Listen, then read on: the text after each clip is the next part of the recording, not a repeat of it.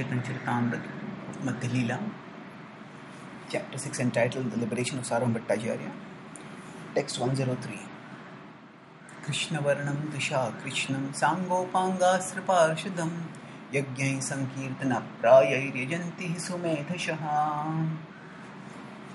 Gopinath Acharya speaking to Sarvam Bhattacharya and offering evidences for the divinity of Lord Chaitanya. The topic of discussion is whether there is an incarnation in Kali-yuga or not. And the previous text stated that yes, there is indeed an incarnation. And references were given from Mahabharata and Bhagavatam. Mention was meant to that references are there. And now those references are given. The previous verse stated that people worship the Lord in Kali-yuga. And now who is that Lord in Kali-yuga? That is hinted at in this verse. Krishna Varnam Tusha Krishnam. Krishna Varnam. That one who is. There can be multiple meanings. Let's discuss some of them here. Krishna Varna. So Varna can mean letters. Krishna, syllables Krishna. So Krishna Varnam refers to one who is chanting the syllables Krishna. Krishna. Pisha Akrishna. And Pisha refers to his complexion, which is Akrishna, not like Krishna.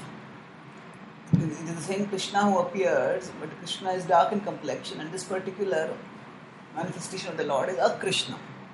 Sa Ango Pangastra Parshadam.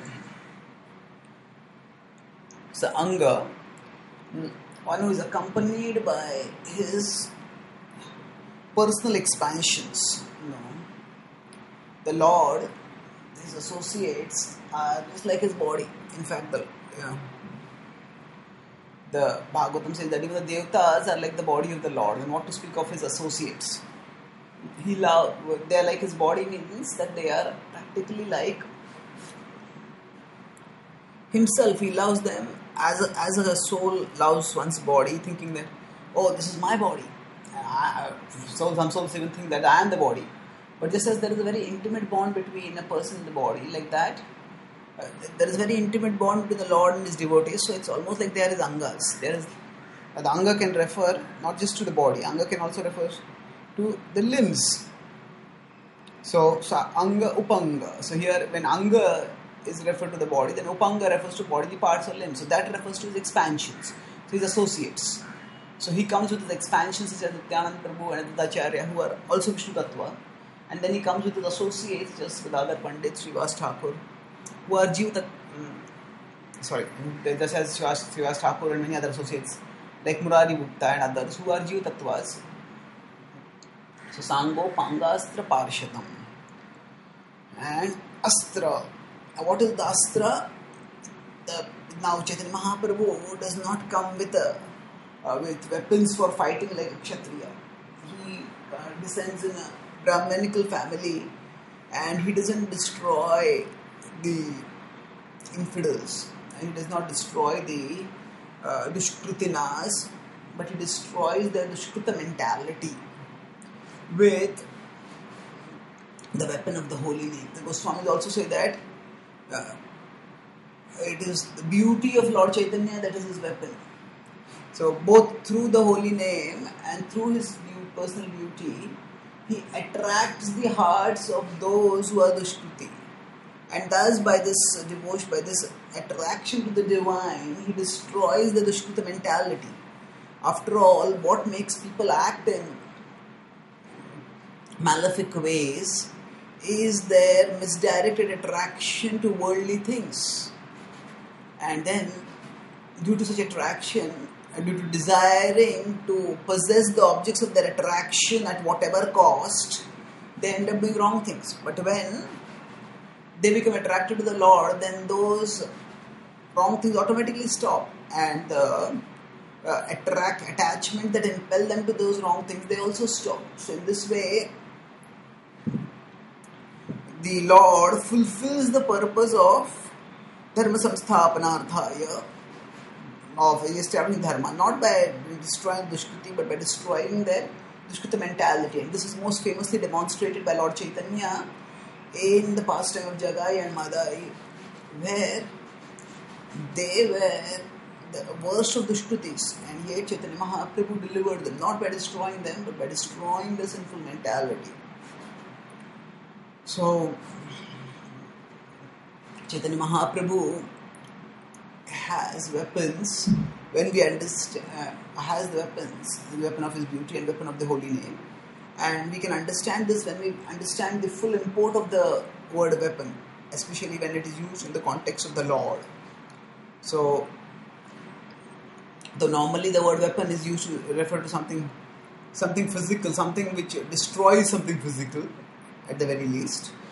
But in the context of the Lord, he is spiritual and his purpose is to help us attain spiritual existence. His purpose is not just to destroy the demons physically. Even when he destroys someone, he liberates the concomitant result is that he gets liberated. So the same result that is achieved when the Lord say comes with the Sudarshan Chakra or his Sharanga bow and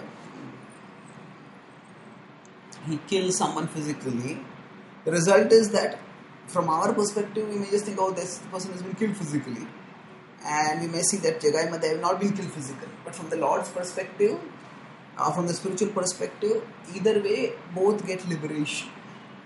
And so in that sense, the effect of the Lord's loving mercy and of the Lord's all-attractive nature, the effect of the Lord's holy name is the same as an effect of a weapon. So these are his weapons. Sango, Pangastra, Astra. These are Astra. Arshatam. And then there also are very intimate associates, they are called as Anga. And there are other associates also who are called as Parshata. Sango, Pangastra, Parshata. And Yajnahi Sankirtana Prayair. Yajna Sankirtana. So Sankirtan Yajna is some significant compound which conveys how the act of chanting the holy names is also a form of yajna. So yajna is not restricted to fire sacrifices wherein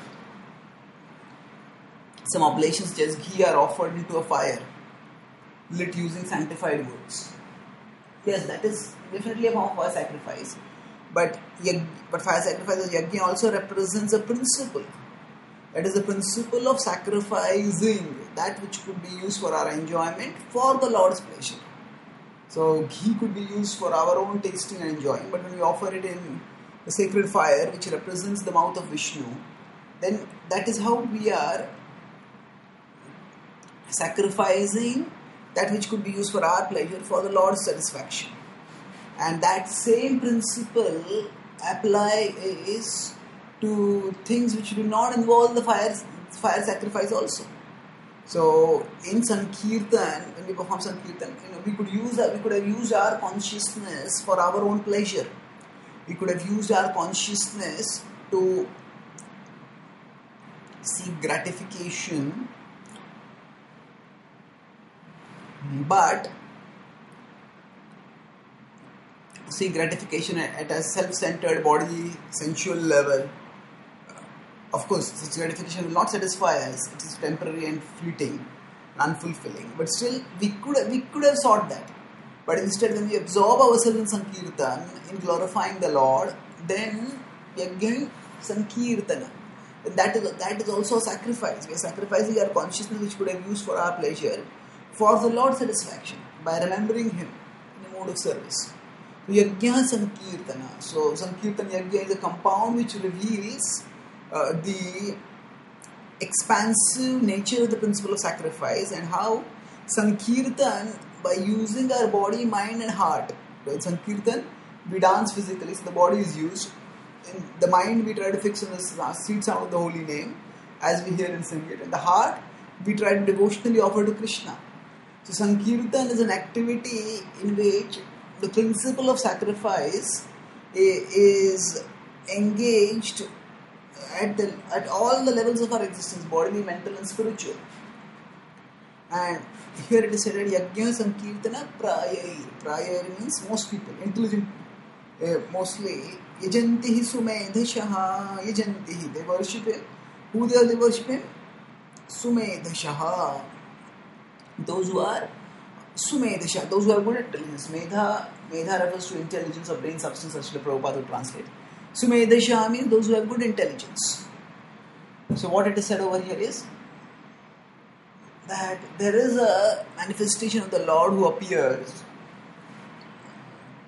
chanting Krishna's names and having a complexion which is not same as Krishna, and who has his associates, who has various associates and various weapons. And wise people worship him by chanting the holy, by performing Sankirtan Yajna. So that means he chants the holy names, and those who follow him are wise, and they too chant the holy names, and thus they worship the Supreme Lord. Now, who is the Lord? If you look at the characteristics that are described, although Lord Chaitanya's name may not be mentioned, these characteristics clearly refer to Lord Chaitanya himself, and in this way we can understand that Lord Chaitanya is the avatar of Kali-yuga who teaches the Yuga Dharma of Sankirtan. So this verse demonstrates both how the Lord himself practices Sankirtan, Krishna Varnam, and how he inspires others to also do Sankirtan, that those who hear from him, learn from him, they are Sumedhashaha, and they do Yajna Sankirtana. So in this way, this is a verse which very substantially points to the divinity of Lord Chaitanya. Thank you.